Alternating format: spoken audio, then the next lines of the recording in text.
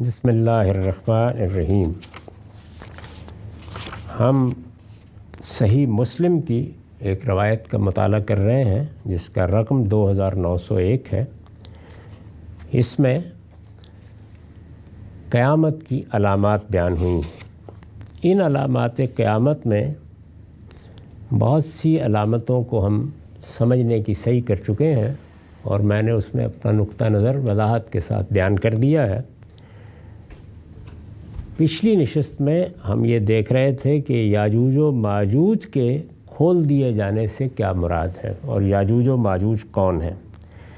اس میں بات یہاں تک پہنچ گئی تھی کہ یاجوج و ماجوج کے بارے میں تو مورخین بھی یہی بتاتے ہیں، بائبل میں بھی یہی بیان کیا گیا ہے کہ یہ وسط ایشیا کی اقوام ہے اور یہ یافس کے بیٹے ہیں، یعنی یافس کی اولاد ہیں، اور یافس سیدنا نوح علیہ السلام کے تیسرے فرزند کا نام ہے۔ سام، حام اور یافس، یہی تین ہیں جن کی نسل پھر دنیا میں پھیلی ہے۔ حام کے بارے میں نے عرض کر دیا کہ وہ زیادہ تر افریقہ ہی میں رہے جہاں سے انسانی زندگی کی ابتدا ہوئی ہے، اور سامی نسلیں اصلاً مشرق وسطیٰ میں آباد ہوئیں اور انہوں نے دور قدیم کی بڑی بڑی سلطنتیں بھی قائم کیں۔ باقی دنیا میں بھی ہجرت ہوتی رہی۔ یہ لوگ یعنی یافس کی اولاد زیادہ تر وسط ایشیا میں آباد ہوئی۔ مورخین ان کا علاقہ بھی بیان کرتے ہیں، ان کی مختلف قوموں کا بھی ذکر کرتے ہیں۔ آگے ان کی اولاد جس طرح مختلف علاقوں میں پھیلی اور اب بھی ان کے آثار ان ملکوں کے ناموں کی صورت میں موجود ہیں، یہ سب بیان کرتے ہیں۔ اس کے بعد میں نے آخر میں عرض کیا تھا کہ اب یعنی موجودہ زمانے میں جو تصویر بن رہی ہے وہ یہ ہے کہ یہی قومیں ہیں جو پھر دنیا کو فتح کرنے کے لیے نکلیں، یعنی ان کے خروج کی ابتدا ہوئی اب سے صدیوں پہلے، اور ہم نے یہ دیکھا کہ انہی قوموں نے نکل کر کسی زمانے میں یورپ کو آباد کیا۔ پھر ایک خمول کا زمانہ آیا جس میں ان کے ہاں بھی بڑی سلطنتیں قائم ہوئیں، خاص طور پر سلطنت روما، یونان کے علوم پیدا ہوئے۔ مسلمانوں کی بھی ان کے مقابل میں یعنی سامی قوموں کی، بنی اسماعیل ظاہر ہے کہ سامی ہیں، بنی اسرائیل بھی بڑی سلطنت قائم ہوئی، تو معاملہ متوازی چلتا رہا۔ رسول اللہ نے اور قرآن نے پیشین گوئی کی کہ ان کا ایک عالمی خروج ہوگا، یعنی وہ تو کچھ علاقوں میں تھا، یہ عالمی خروج ہوگا۔ فتحت یاجوج و ماجوج، اس کے الفاظ قرآن میں سورہ انبیاء میں یہ ہیں کہ یہ کھول دیے جائیں گے۔ تو پھر ایسا ہی ہوا، یعنی یہ امریکہ جس میں ہم بیٹھے ہوئے بات کر رہے ہیں یہاں بھی پہنچے، اسی طرح سے پھر یہاں سے باقی دنیا کی طرف بھی جانے کی ابتدا ہوئی۔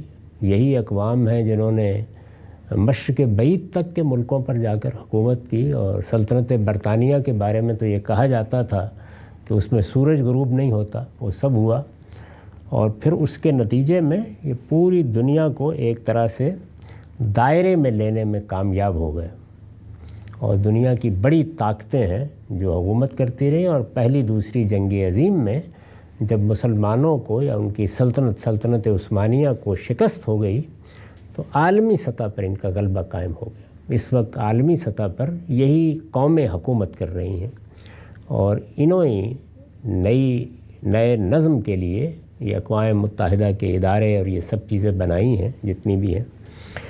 اس کی خبر بھی دی گئی ہے، اور یہ یوحنا عارف کے مکاشفے میں مکاشفے کے اسلوب میں بیان ہوئی ہے۔ وہ پڑھنے کی چیز ہے، یہ بائبل کا آخری باب ہوتا ہے۔ یوحنا عارف کا جو مکاشفہ بائبل کے آخر میں نقل ہوتا ہے، اس کی روح سے ان کے خروج کی ابتدا نبی صلی اللہ علیہ وسلم کی بعثت کے 1000 سال بعد کسی وقت ہوگی۔ اس میں تعین کے ساتھ یہ کہا گیا ہے کہ پھر وہ آئے گا کہ یدعا صادقاً و امینہ، جس کو صادق اور امین کہا جائے گا، اور وہ ایک سفید گھوڑے پر سوار ہوگا، اور وہ سلطنتوں کو رونڈ ڈالے گا، اور پھر دنیا میں شیطان قید میں رہے گا، اور 1000 سال تک یہی صورت رہے گی۔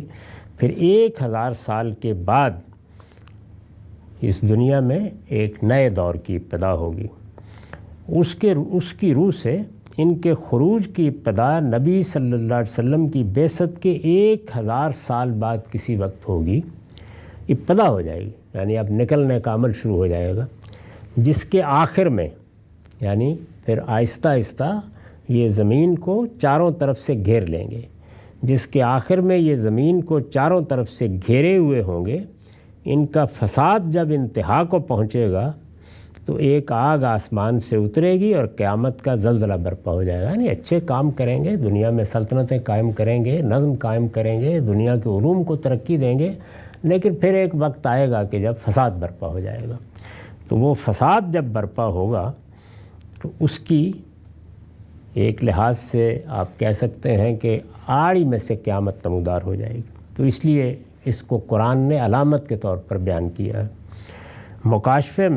مکاشفے کے 20ویں باب کی 7 اور 9 آیات میں یہ بات اس طرح بیان ہوئی ہے، اور جب 1000 برس پورے ہو چکیں گے تو شیطان قید سے چھوڑ دیا جائے گا، یعنی جو عصر الایمان یا ایج آف فیتھ ہے اس میں بھی شیطان اپنا کام کرتا رہا، لیکن قید خانے سے بیٹھ کر ہی خطوط لکھتا تھا۔ اس وقت صورتحال یہ تھی، چھوڑ دیا جائے گا۔ اور ان قوموں کو جو زمین کی چاروں طرف ہوں گی، یعنی جوج و ماجوج، گمراہ کر کے لڑائی کے لیے جمع کرنے کو نکلے گا۔ ان کا شمار اس وقت یہ قومیں کتنی بڑی تعداد میں ہوں گی، ان کا شمار سمندر کی ریت کے برابر ہوگا، اور وہ تمام زمین پر پھیل جائیں گی، یعنی پوری دنیا میں جب وہ آخری فساد برپا ہوگا تو ان کا غلبہ قائم ہو جائے گا۔ غلبہ ایک تو وہ ہے جس کی تصویر ہم پچھلی صدیوں میں دیکھ چکے ہیں، جو اس وقت بھی ایک دوسرے انداز سے قائم ہے، لیکن معلوم ہوتا ہے کہ ایک فساد کی صورت میں یہ چیز پیدا ہو جائے گی، اور مقدسوں کی لشکرگاہ اور عزیز شہر کو چاروں طرف سے گھیر لیں گی۔ مقدسوں کی لشکرگاہ یہ مدینے کو پرانے صحیفوں میں کہا جاتا ہے، اس لیے کہ وہ صحابہ کرام کے اس لشکر کی ایک لحاظ سے چھاؤنی بنا ہے جس سے انہوں نے پھر دنیا کو فتح کیا ہے۔ اور عزیز شہر وہ ہے جس کو شہر امین مکہ کہتے ہیں، اس کو قرآن مجید نے بھی بلد امین کہا ہے، یہ اسی کا ترجمہ ہے۔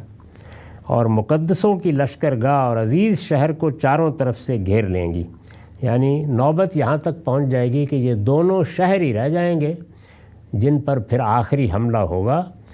فرمایا اس وقت آسمان پر سے آگ نازل ہو کر انہیں کھا جائے گی، یعنی بس پھر خاتمے کا اعلان ہو جائے گا، سور پھونک دیا جائے گا۔ تو یہ مکاشفے کے الفاظ ہیں بائبل میں، اس کو آپ پڑھ سکتے ہیں۔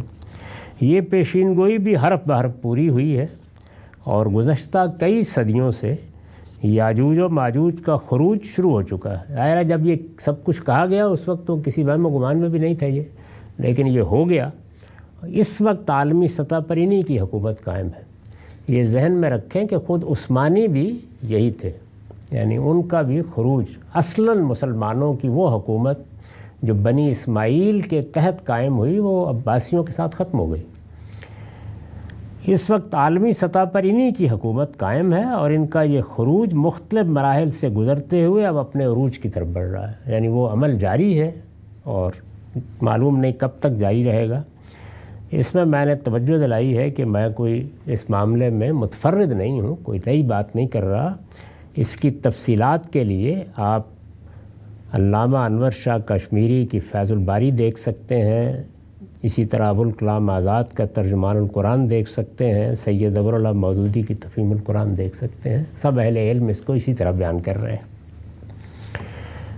اس کے بعد ایک آخری نشانی بیان ہوئی ہے، اور وہ یہ کہ آخر میں یمن میں ابین کے شہر عدن کے گڑھے سے ایک آگ نکلے گی جو لوگوں کو ہانک کر ان کے محشر کی طرف لے جائے گی۔ اس پر میں نے لکھا ہے کہ یہ وقوع قیامت کی پہلی اور تمام نشانیوں میں آخری نشانی ہے، جس کے بعد وہ ہوا چلے گی جو لوگوں کو اٹھا کر سمندر میں پھینک دے گی۔ اس ہوا کو آخری نشانی غالباً اس لیے نہیں کہا گیا کہ نشانی سے زیادہ ان لوگوں کے لیے گویا خود قیامت کی ابتدا ہے جو اس کے نتیجے میں سمندر کی نظر ہو جائیں گے، خاتمہ ہو جائے گا۔